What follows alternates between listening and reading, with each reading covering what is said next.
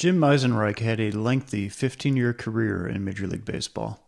If you look at his baseball reference page, you'll see that he accumulated a modest 13.2 WAR over those 15 years with a career 103 OPS+. In other words, he was an average player. But what a stat sheet can't tell you is that Jim was facing an incredible internal battle that was anything but average. At about age 6 or 7, he started to develop facial tics and jerks and go through fits of clearing his throat. We know now that he has Tourette syndrome, but that diagnosis wouldn't come for many years. Of course, we know that kids in school are super understanding and compassionate when it comes to someone who's different, right? You serious, Clark? Yeah. Not true today, and definitely wasn't true in the 1960s. Jim was bullied and ridiculed by his peers, and on a day he still hasn't forgotten, he was even made fun of by a junior high school coach. Jim and his parents believed that he had a nervous disorder. If Jim could just relax, then he could control the symptoms to some degree. But that's easier said than done when you're a kid being teased. Despite the social bullying, Jim found peace as a kid on the baseball field and the hockey rink. He grew up in St. Cloud, Minnesota, and was a baseball and hockey high school star at St. Cloud Tech High School. He turned down a hockey scholarship from Wisconsin to play college baseball at St. Cloud State University. Jim was drafted by the Minnesota Twins in the 16th round of the 1980 amateur draft and was up playing with the big league club by 1982. Jim was having success in 1982. 12 games into the season, he was hitting .357, but by the end of April, his Tourette symptoms started to appear. The media and coaching staff wrote it off as rookie nerves.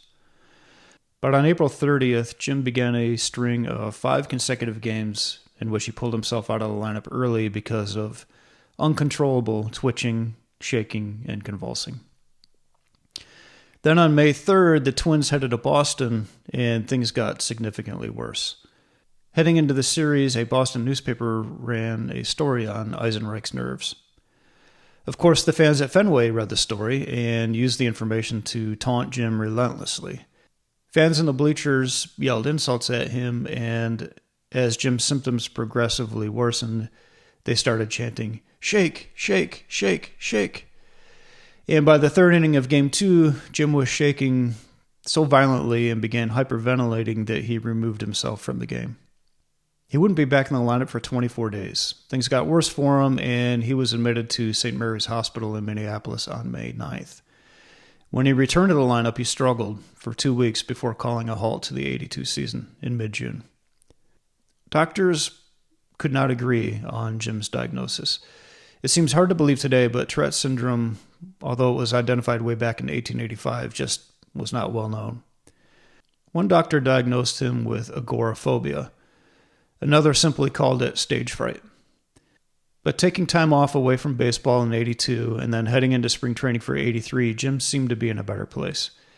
He made the opening day roster, but after only the second game of the season, he told the Twins that he wanted to retire. He was overwhelmed, and he left that day. The Twins convinced him to go on the disabled list rather than retire. Jim spent that summer playing in 4 separate adult softball leagues in St. Cloud. At some point around here, Jim finally received a diagnosis for Tourette syndrome. Tourette syndrome is not a psychological disorder. It's neurochemical. Somewhere in the brain, a chemical is released inappropriately, or signals from one nerve to another aren't processed normally. The result is humiliating and can sometimes be violent. People with Tourette syndrome suffer from tics and muscle contractions that they can't predict or control, and they also suffer frequently from tendencies to make involuntary sounds or shout obscenities that they otherwise would never say. He began taking Haldol, an antipsychotic drug that's used for treating Tourette's, and the powerful benzodiazepine Klonopin, which is used to treat anxiety disorders. And Jim played well in spring training of '84, but was falling asleep in team meetings and was continually drowsy. Twins management learned of the medication he was taking, and they gave him a choice. He could stop taking the heavy prescription drugs or go down to AAA. Now, the Twins were not evil here. they had their own team doctors, and you have to understand that their team doctors, that they obviously believed in, dismissed the Tourette's diagnosis. The team doctors were convinced that it was a nervous disorder that could be treated with hypnotism and biofeedback. But for Jim, given the options of stopping the medication or going down to AAA, he chose neither, and after 12 games, again announced his retirement. He walked away from his dream of being a major leaguer. The Twins paid him his full contract salary of $40,000. Jim found peace working in an archery shop and playing semi-pro ball in St. Cloud. After 2 years away, with a proper diagnosis and treatment plan, Jim felt better and wanted to unretire and return to Major League Baseball. But the Twins had moved on. They had replaced Jim with Hall of Famer Kirby Puckett. Fortunately for Jim, a former college teammate of his was now in the scouting department for Kansas City, and he recommended Jim to Royals GM John Sherholtz. Jim Eisenreich was not exactly a big risk for the Royals. They picked him up off waivers for $1. He started the '87 season with Memphis in the Southern League. In 70 games with Memphis, he hit .382 with 11 homers and 10 triples, leading the league. Those numbers quickly led to a spot on the Major League roster, and Jim made his return to the big leagues on June 22, 1987, in a game at Oakland. He ended up playing 44 games that year with the Royals, the most he had played in a Major League season to that point. 2 years later, he was an everyday player, and he would appear in over 100 games a season for the next decade. His 1989 season was considered such a success that he was named the Royals Player of the Year by the Kansas City media, beating out Bo Jackson and George Brett. In 1990, Jim was the inaugural recipient of the Tony Conigliaro Award. It's now given annually to a Major League Baseball player who best, quote, overcomes an obstacle and adversity through the attributes of spirit, determination, and courage that were the trademarks of Conigliaro. Jim signed as a free agent with the Phillies for '93, where he would play in his first World Series. The Phillies lost to the Blue Jays that year, but Jim would ultimately be a World Series champion with the Florida Marlins in '97, when the Marlins beat the Indians in 7 games. Which brings up Eisenreich, who hits the ball deep to right, and Eisenreich has connected. Goodbye. First pitch, and just like that, Florida's back in it at 7-5.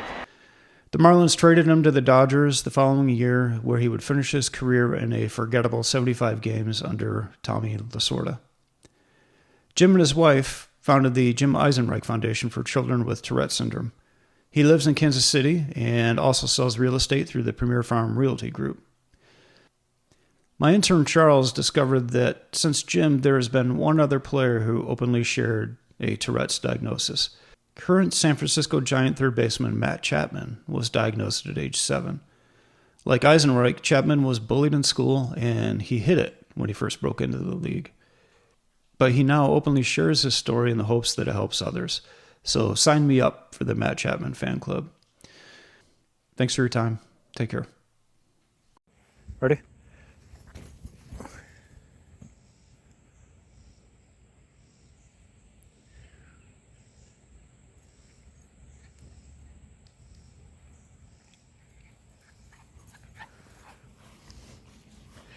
Okay.